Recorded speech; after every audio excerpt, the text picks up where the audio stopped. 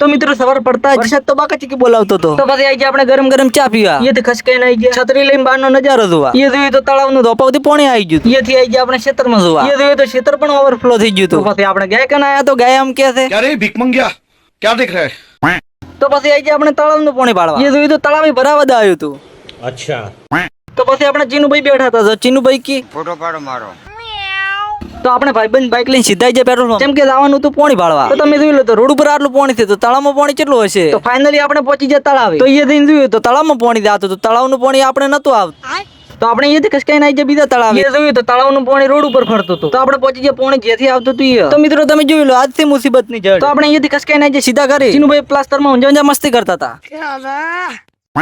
તો પછી આઈ ગયા આપણે ચા બનાવવા. ચા પીને નીકળી જાય સીધા બસ સ્ટેન્ડ ઉપર સામાન લેવા. અહીંયાથી ખસકાઈને આપણા ભાઈબંધ ને બી આવી ગયા દુકાને. તો મિત્રો આજના વ્લોગમાં આટલું. તો આવા વ્લોગ જોવા માટે લાઈક એમ ફોલો કરતા જાય. તો જય માતાજી.